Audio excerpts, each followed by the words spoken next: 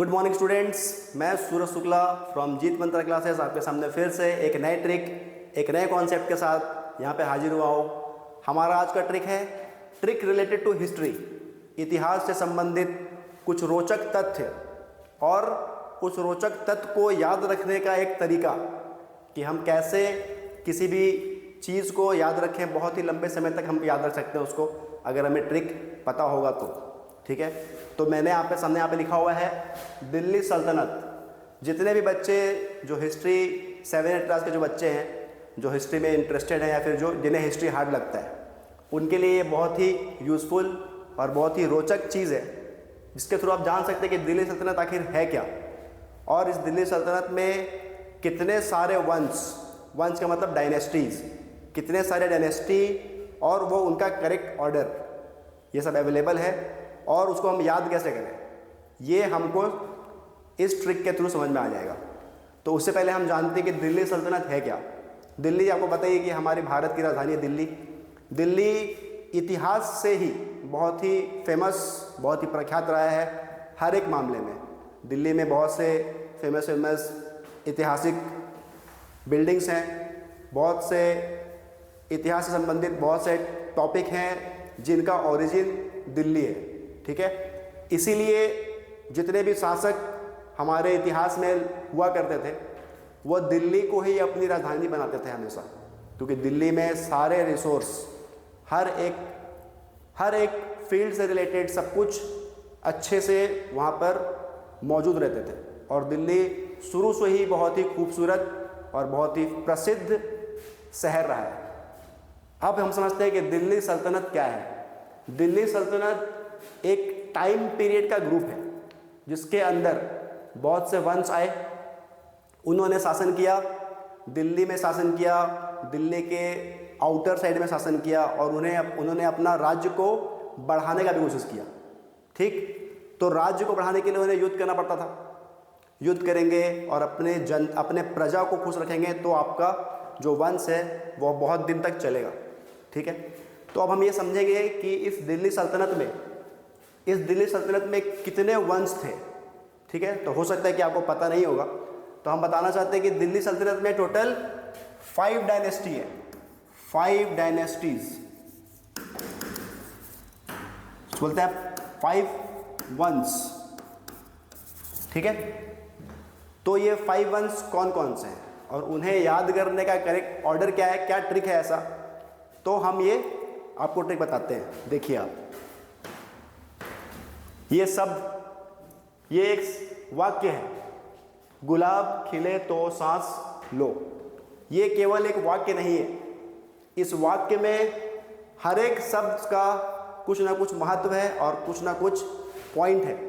ठीक है, इसी शब्द में वो 5 वंशों के नाम छुपे हुए हैं, बस आपको समझना है कि वो कैसे है। तो ये गुलाब है, ठीक है, ये खिले, ये ये सांस और ये लो। ठीक, तो गुलाब से हो गया गुलाम वंश, गुलाम वंश जिसे हम लोग ममलूक भी बोलते हैं, ममलूक वंश। गुलाब के बाद है खिले, खिले से हो गया खिलजी वंश। आपने सुना होगा अलाउद्दीन खिलजी के बारे में, जलालुद्दीन खिलजी के बारे में। ठीक है, उसके बाद ये है तो का मतलब है तुगलक वंश। तुगलक वंश मतलब तुगलक डायनेस्टी, मोहम्मद बिन तुगलक का नाम आपने सुना होगा। उसके बाद है सास, ये सास से बन गया सैयद डायनेस्टी, सैयद वंश। और सबसे आखिरी में है लो, उस लो का मतलब है, इस लो का मतलब है लोधी वंश। बहलोल लोधी, इब्राहिम लोधी, आपने ये नाम सुना होगा। तो ये एक वाक्य नहीं है, ये आपका एक ट्रिक है कि आप इस चीज़ को कैसे याद रखें कि दिल्ली सल्तनत में, मतलब दिल्ली के सुल्तानों का समूह, दिल्ली के सुल्तानों में ये करेक्ट ऑर्डर कैसे हम अरेंज कर सके, इसे याद करने का ये सेंटेंस है। आपको बस ये सेंटेंस ध्यान में रखना है, जो है गुलाब खिले तो सांस लो। तो ये हमने ऑर्डर फाइंड कर लिया और इसका एग्जैक्ट जो है वो अपने पास देखिए, स्लेव डायनेस्टी का मतलब होता है गुलाम वंश। तो गुलाम वंश का एक ऑर्डर देख लीजिए 1209 से 1290 तक, मतलब 1206 से 1290 तक। उसके बाद खिलजी वंश, उसके बाद तुगलक वंश, उसके बाद सैयद वंश, उसके बाद लोधी वंश। अब ये लोधी वंश का आखिरी समय क्या है? लोधी वंश का आखिरी समय है 1526। 1526 में लोधी वंश खत्म। तो उसके बाद क्या? ये भी एक बहुत महत्वपूर्ण प्रश्न है कि जब लोधी वंश खत्म हुआ उसके बाद दिल्ली का क्या हुआ और सारे वंशों का क्या हुआ, इसके बाद वंश बन पाए कि नहीं बन पाए। तो आपको बताना चाहता हूं कि ये 1526 जो ईयर है, ये 1526 बहुत ही महत्वपूर्ण साल है, क्योंकि इस साल एक बहुत ही बड़े साम्राज्य का भारत में आगमन हुआ था और उस साम्राज्य का नाम था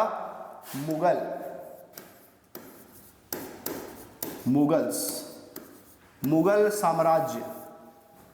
मुगल एक वंश नहीं है, मुगल एक साम्राज्य है, क्योंकि मुगल साम्राज्य भारत में करीब 200 साल से भी ज़्यादा तक शासन किया था, इसलिए इसे हम लोग साम्राज्य बोलते हैं, इसे हम लोग वंश नहीं बोल पाएंगे।